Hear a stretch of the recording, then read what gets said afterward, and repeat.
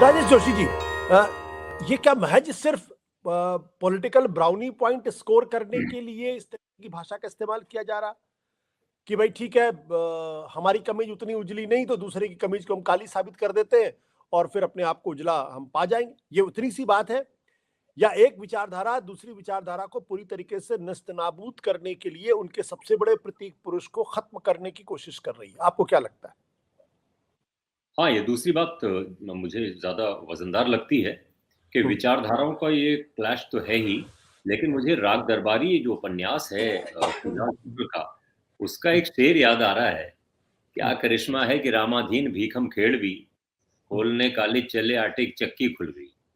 हम्म, सब लोगों ने पढ़ा होगा, हिंदी हार्टलैंड में बहुत प्रसिद्ध जो है उपन्यास। हम्म, हम्म, इस संसद में बहस होनी थी संविधान पे, हम्म, बहस होनी थी कि संविधान के 75 साल जो है हम आज़ादी को हो गए हैं, संविधान को इतने साल हम अंगीकार किए हो गए हैं, हम्म, उस पर बहस होनी चाहिए थी, लेकिन बहस आकर के टिक गई नेहरू आरक्षण विरोधी है। ये हम्म, खूबी है नरेंद्र मोदी की, ये खूबी है संघ परिवार की, ये खूबी है भारतीय जनता पार्टी की कि नैरेटिव वो बनाते हैं, मैं बार-बार इस बात को कहता हूँ, और हम्म, कांग्रेस बाद में डिफेंड करने लगती है उसको। हम्म, कांग्रेस के सामने और कुछ रहता नहीं, डिफेंड करने लगता है। हम्म, चाहे आज पंकज श्रीवास्तव हमारे मित्र हैं, वो यहाँ पे हों या कांग्रेस के दूसरे स्पोक्स पर्सन हो, कांग्रेस के लीडर्स हों, वो नेहरू पर जो अटैक हुआ है, उसको डिफेंड करने लगे। जबकि इतना ज़ख़ीरा है हम्म, तर्कों का, तथ्यों का, और किताबों में, इतिहास में दर्ज हुई चीज़ों का, कि कांग्रेस संसद के भीतर और संसद के बाहर अगर अगर लड़ना शुरू, कांग्रेस ही नहीं दूसरी अपोजिशन पार्टीज भी, अगर उनको सिर्फ मेंशन करना शुरू कर दें सही सिलसिलेवार तरीके से, तो 5 साल लग जाए। इतना ज़ख़ीरा हम्म, तमाम जो नैरेटिव बनाया जा रहा है उसके खिलाफ ये कर सकते हैं। ये सिर्फ डिफेंड करने में लगे। हम्म, अब आप देखिए, मैं जब इस डिबेट में आने से पहले नेहरू पर, चलिए नेहरू पर ही बात करते हैं। नेहरू ने जो आरक्षण के खिलाफ मुख्यमंत्रियों को चिट्ठियां लिखी, हर पखवाड़े में चिट्ठियां लिखते थे वो, और वो जब से आजाद हुआ हिंदुस्तान, जब तक 64 में उनकी मृत्यु हुई, तब तक वो लिखते रहे थे।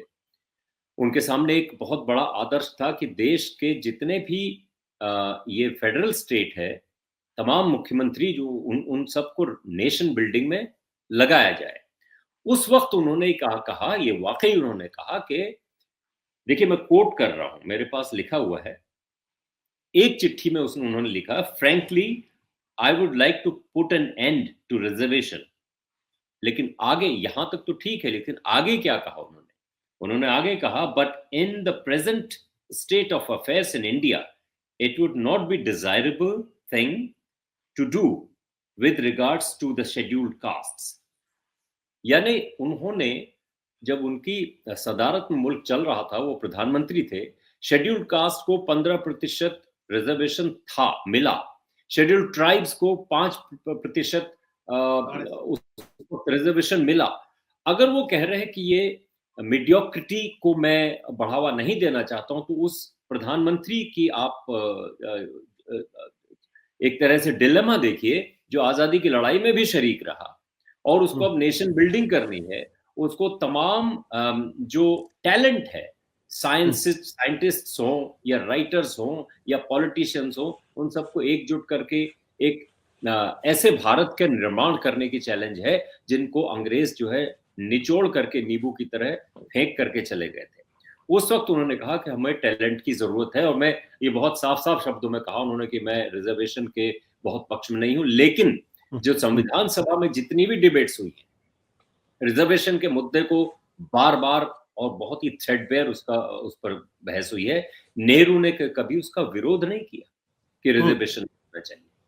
आप ये देखिए कि अब नरेंद्र मोदी ने जो उनकी चिट्ठियां थी, उनमें से निकाल करके ये साबित करने के लिए कि नेहरू रिजर्वेशन के विरोधी थे, और साबित ही नहीं करने के लिए इस पूरी जो बहस थी, बहस को एक हम्म, नया मोड़ देने की कोशिश की। और इस मामले में मतलब मैं क्या, सभी लोग मानते हैं कि वो बहुत ही एस्ट्यूट पॉलिटिशियन है कि बहस को किस तरफ ले जाया जाए। राजेश, अब माफ करेगा, मैं बीच में टोक रहा हूं और ये यहाँ पे इसलिए टोकना जरूरी है क्योंकि मामला पॉलिटिकल हो गया है।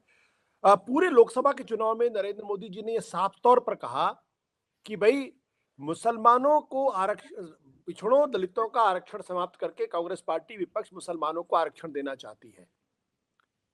देश की जनता ने इसको स्वीकार नहीं किया और पूरे चुनाव के दौरान राहुल गांधी विपक्ष का बीजेपी पर आरोप लगाते रहे, दरअसल संविधान खत्म करना चाहते हैं, ये आरक्षण खत्म करना चाहते हैं, हम लोग आरक्षण को 50% से आगे ले जाना चाहते हैं। ये डिबेट वहां शुरू हुई है। आज इस डिबेट को प्रधानमंत्री जी क्यों खड़ा करना चाहते हैं, जबकि ये डिबेट वो लोकसभा चुनाव के दौरान शायद हार चुके हैं। वो 240 सीटें ही उनको मिली, उससे ज्यादा नहीं मिली। और उत्तर प्रदेश और महाराष्ट्र जैसे इलाके में जो दलितों की पृष्ठभूमि रह चुकी दलित आंदोलन की। देखिए, यही मैं इसीलिए आपको लग रहा होगा कि मैं एडमिरेशन में बोल रहा हूं, लेकिन एक पॉलिटिशियन की खूबी क्या है, जब वो 400 पार का नारा देता है तो उससे बड़े आत्मविश्वासी कोई नजर और नहीं आता है। आत्मविश्वास से भरा हुआ नेता अपने काडर को एक तरह से मोबिलाइज करने के लिए कहता है अब की बार 400 पार। रिजल्ट आता है 5 जून को तो 240 पार नहीं कर पाते हैं, जो 240 पे अटक के रह जाते हैं। और तमाम जगह ये बात होती है नरेंद्र मोदी का वो कल्ट नहीं रहा, नरेंद्र मोदी की अब वो वोट अट्रैक्ट करने की जो ताकत नहीं रही। लेकिन अब देखिए यहाँ खेल बहुत बारीक है। नरेंद्र मोदी ठीक उस चुनाव से पहले नड्डा ने कहा कि हमें आरएसएस की जरूरत नहीं है, जब हम कमजोर थे तब आरएसएस की जरूरत थी। 240 में आए, उसके बाद पैचअप हो गया। मुझे भीतर की जानकारी नहीं है, लेकिन आरएसएस को भी यह मालूम है कि बिना सत्ता के वो टिक नहीं सकता है। नरेंद्र मोदी को मालूम है कि बिना आरएसएस के वो टिक नहीं सकते हैं। इसलिए वो दोनों में तुरंत पैचअप हुआ। इतना फ्लेक्सिबल ऑर्गेनाइजेशन, और कुछ बाहर कोई लड़ाई नहीं होती है। जो भी लड़ाई है वो अंदर होती है और उसके बाद बाहर सब एक जैसे दिखते हैं। एक बात मैं अपने कह करके एक संविधान को लेकर के, जो पता नहीं, मैं बहस लोकसभा की बहुत उस तरह से फॉलो नहीं किया मैंने, हो सकता है किसी ने मेंशन किया हो। राष्ट्रीय स्वयंसेवक संघ का जिक्र किया कुर्बान साहब ने कि उन्होंने संविधान की मुखालफत की। संविधान की मुखालफत तभी 49 में ही गुरु गोलवलकर ने ही नहीं की। के.एस. सुदर्शन जो मोहन भागवत से पहले के जो सरसंघ चालक थे, उन्होंने बाकायदा कहा जून 2007 में, 9 जून 2007 को ये एक तरह से एक जो आरएसएस के ट्रेनिंग कैंप होता है नागपुर में, वो हो रहा था। उसमें former air chief marshal Tipnis, air chief marshal जो है वो मौजूद थे। उन्होंने संविधान को डिफेंड किया। उन्होंने कहा कि आरएसएस अच्छा काम कर रहा है, लेकिन संविधान एक ऐसा डॉक्यूमेंट है जो हम सबको साथ लेके चलेगा, इसलिए आरएसएस के स्वयंसेवकों को इसको वो करना चाहिए। उस वक्त सुदर्शन ने अपने बुलाए मेहमान को टिप्पणीस के खिलाफ बोला और संविधान की धज्जियां उड़ा दी। उन्होंने कहा we need not fight shy of altering the constitution.